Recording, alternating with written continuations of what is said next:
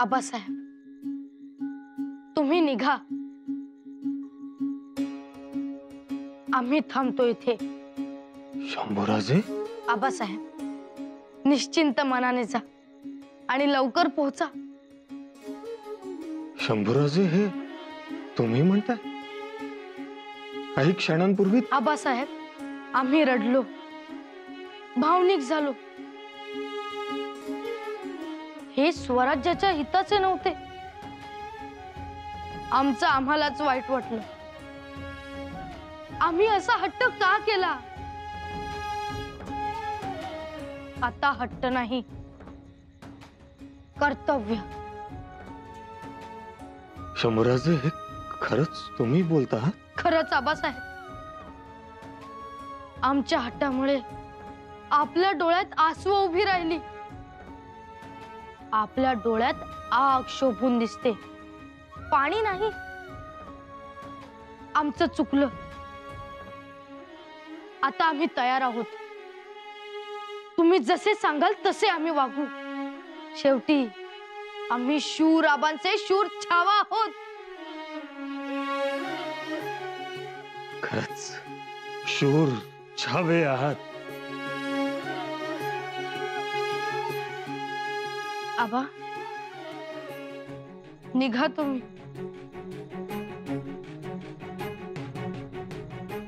शंभूबाया, खरं तर खूप जीवावर आलंय तुम्हाला एकट्याला इथे सोडून जाणं. त्राण आणि प्राण दोन्ही नसल्यासारखं झालंय. पण सगळ्यात महत्वाचे असतात ते कर्तव्य.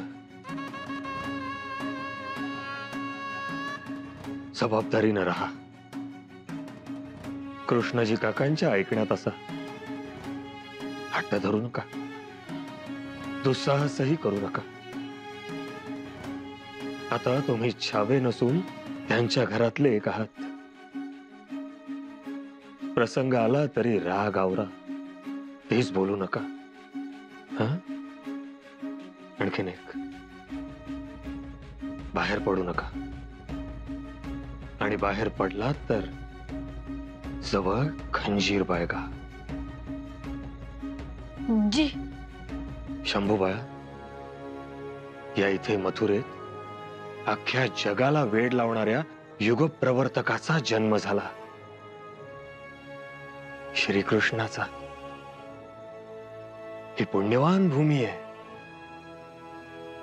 आता तुम्ही इथे आहात तर इथल्या काही चांगल्या गोष्टी शिकून घ्या. वेळ वाया घालवू नका आणि शक्यतो कोणाच्या नजरेस पडू नका. नजरेस आलात तर काय सांगायचंय याचा नीट विचार करून ठेवा. आणि एकदा जे सांगाल तेच लक्षात ठेवून सतत सांगत जा. औरंगजेबांच्या हुकुमानंतर आमिषांची, बक्षिसांची गाडगी उताणी होतील. पण तुम्ही घाबरू नका. हिम्मत हवी, निर्धास्तपणा हवा. जी आबासाहेब. करमलं नाही, रावसाहेबांना आठवा. आपला राजगड, आपल्या मातोश्री आठवा. जशी आज्ञा महाराज.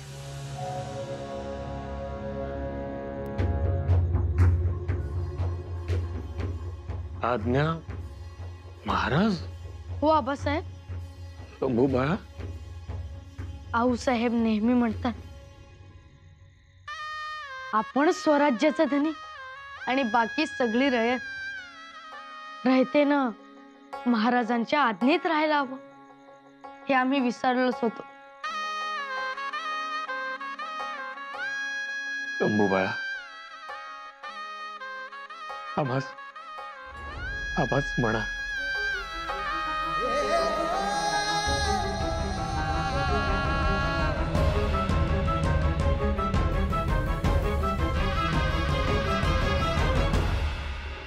आबासाहेब, आम्ही बाहेर येऊ शकत नाही निरोप द्यायला. नाहीतर आपली पावलं निघणार नाहीत. या आपण.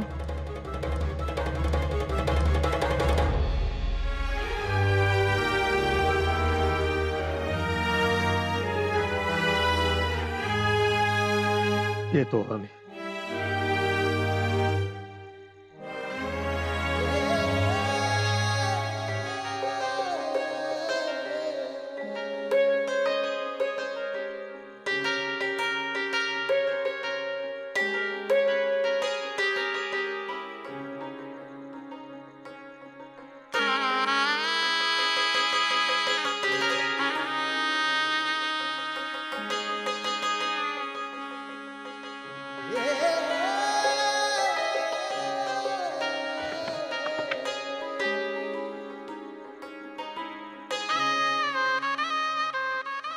आबा,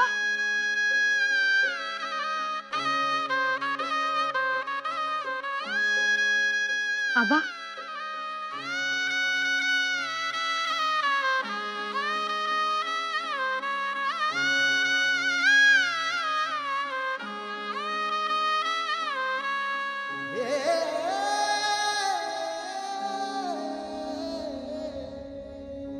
आबा, आमच्या मातोश्रींची आठवण ठेवा तुमच्यासोबत. नको शंभूराज, तुमच्याकडेच ठेवा. तुम्हाला त्याची गरज आहे. आबा, आता भावनांमध्ये अडकायचं नाही. आता आम्हीच बाळकृष्णाच्या जन्मभूमीत आहोत म्हणून म्हटलं ठेवा तुमच्या जवळ.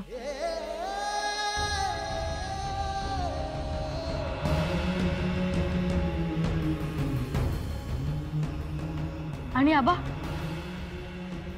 राजगडावर पोहोचल्यानंतर शंभूराजे कुठे आहेत, कसे आहेत असे सगळे विचारतील.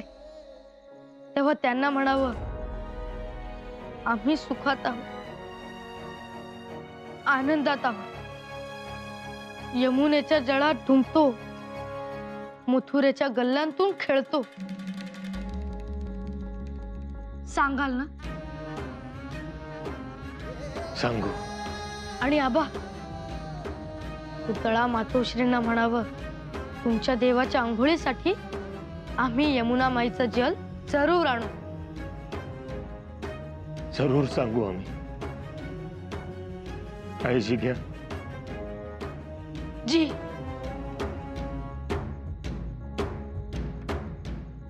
येतो आम्ही.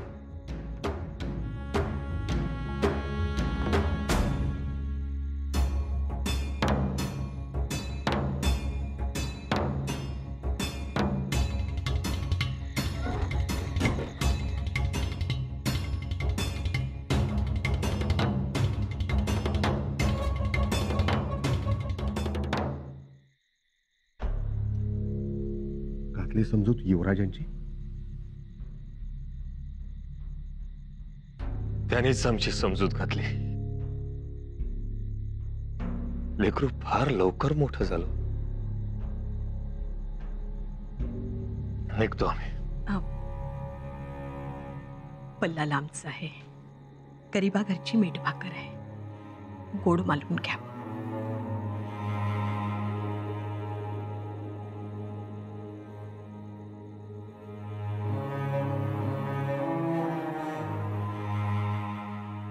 काळजी नसावी महाराज शंभूराजांची.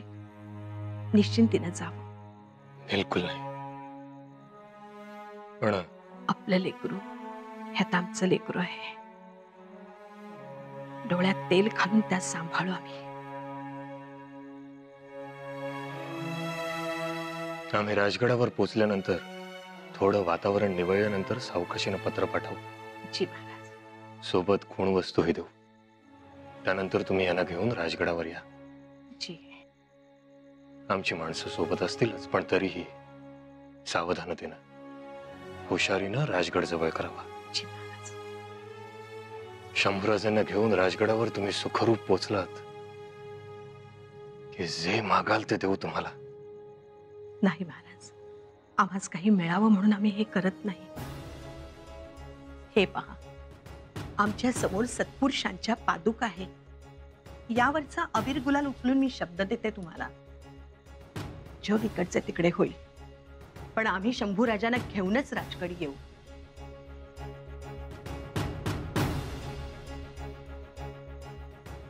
आमच्याकडून फसवणूक कदापि होणार नाही महाराज. तो विश्वास आहेच. महाराज, अहो तुम्ही निश्चिंत मनाने निघावे. आम्ही एकाच तिघे भाऊ आहोत. तुमचे इतर 2 बंधू दिसत नाही. एक विसाजी, अहो ते तीर्थयात्रेला गेलेत. आता 4 धाम उरकले की मगच परत येतील. आणि दुसरा केसोजी, तो उद्या परवा परत येईल. धर्मसंस्थेने एका ब्राह्मण कुटुंबावर कसले आरोप केलेत त्याची शहानिशा करण्यासाठी गेलाय. ठीक, त्यासही कल्पना द्या. आम्ही सांगतो त्यास आपण निश्चिंतीनं प्रवास करावा. तुम्ही सत्पुरुषांच्या पादुकांवरील अबीर गुलाल उचललात तेव्हाच निर्धास्त झालो आम्ही. येतो आम्ही.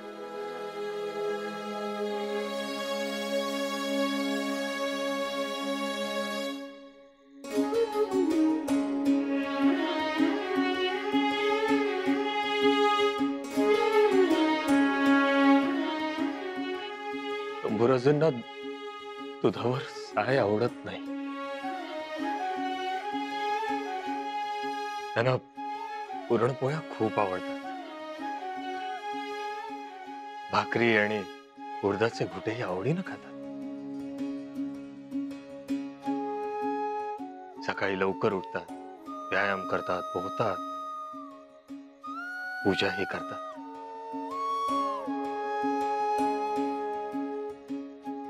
आजीचं लुगडं पांघरतात. त्याशिवाय झोपच लागत नाही त्यांना. आपण रागावतात मात्र पटकन. मनात काही नसतं. अन्याय सहन होत नाही त्यांना आणि परिणामांची तमा देखील बाळगत नाही.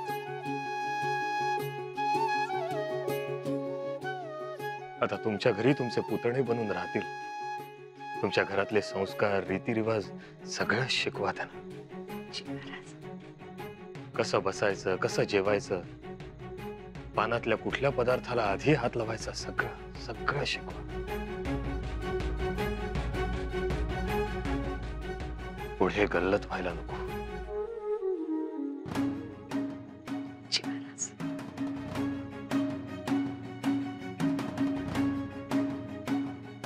येतो आम्ही.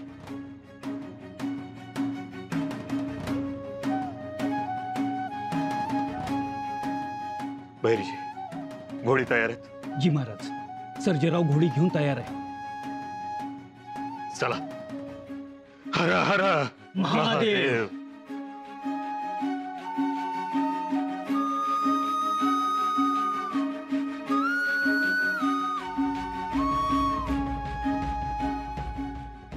मोबाईल येतो. या आबासाहेब,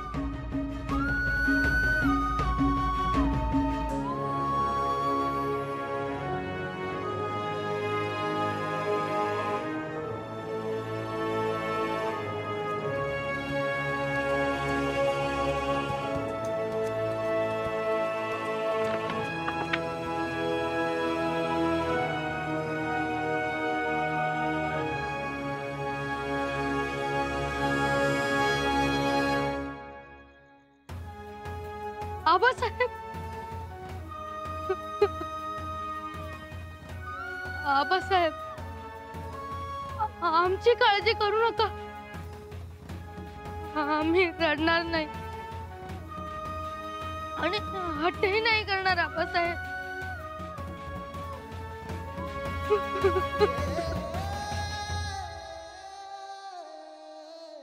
आबासाहेब,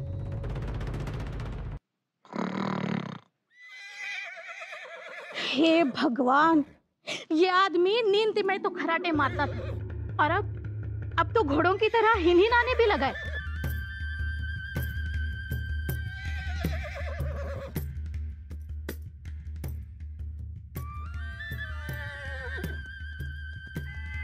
अजी उठो। सो जा जमुना। उठिए उठिए, मुझे डर लग रहा है। सो जा, डर चला जाएगा।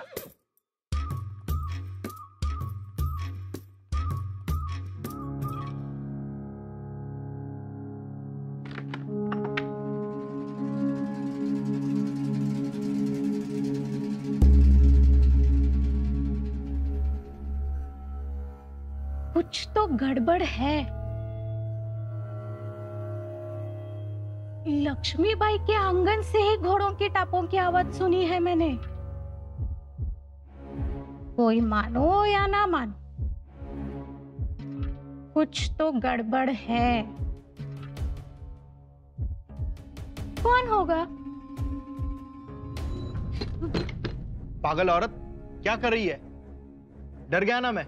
डर तो मैं गई थी, आवाज सुनी घोड़ों के टापों की, उनके हिनहिनाने की। बात का बतंगड़ बनाना तो कोई तुमसे सीखे। नींद ही नहीं आती। वैसे भी मैं जल्दी उठ गया हूँ। पड़ोसी गांव से श्यामलाल आ रहा है, उसकी कुंडली बनानी है। आप करो अपना काम, मुझे तो मेरा काम मिल गया है।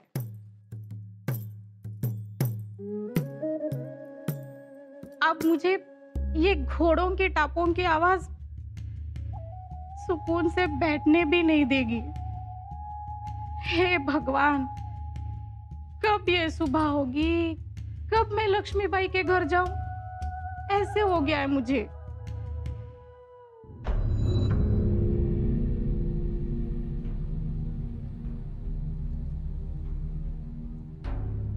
काय बी म्हणा, पण महाराजांनी तोड नाही बघा. हा परमुलखात पोटच्या पोराला सोडून जायचं म्हणजे काय सोपं काम नाही बघा. आपण म्हणतो परमुलूक, पण खरं तर तो मृत्यूचा जबडाच. आणि अशात युवराजांना सोडून निघालेत. कुणाच्या जीवावर? तर माधुकरी मागणाऱ्या त्या 2 पोरांच्या जीवावर.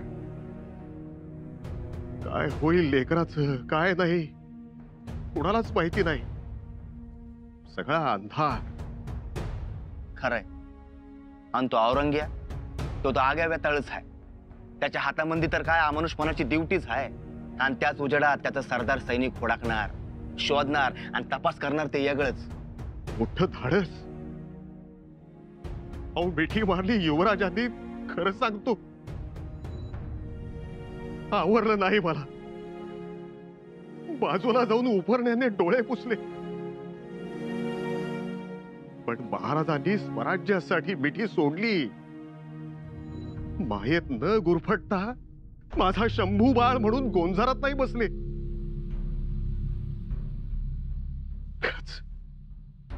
त्यांचा हा करारीपणा मी पहिल्यांदाच बघितला. आणि हे सगळं कशासाठी? तर स्वराज्यासाठी. ही धडाडी, ही उमेद बघून आम्हाला नतमस्तक व्हावंसं वाटतं.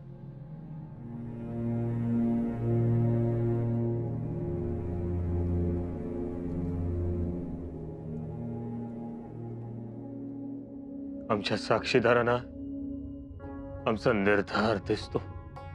उभ्या जगाला आमच्यातला राजकारणी दिसतो. आमची उमेद धडाडी दिसते. आमच्यातला बाप कोणाला दिसत नाही.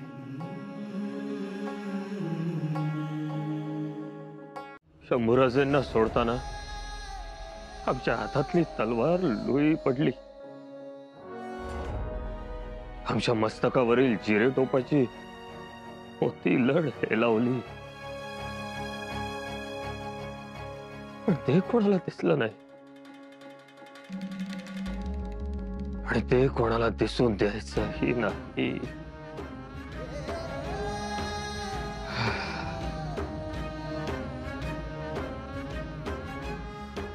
यमुना माई, आज तू शांत आहेस.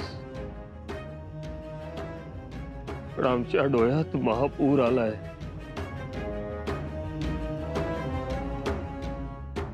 बाळकृष्णाच्या पावलांना पाणी लागलं तेव्हा तू शांत झालीस.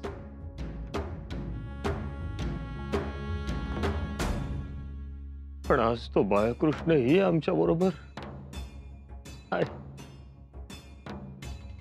म्हणून चुकून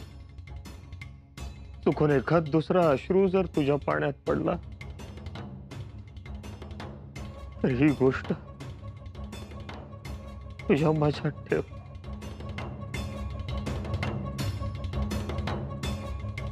जगदंब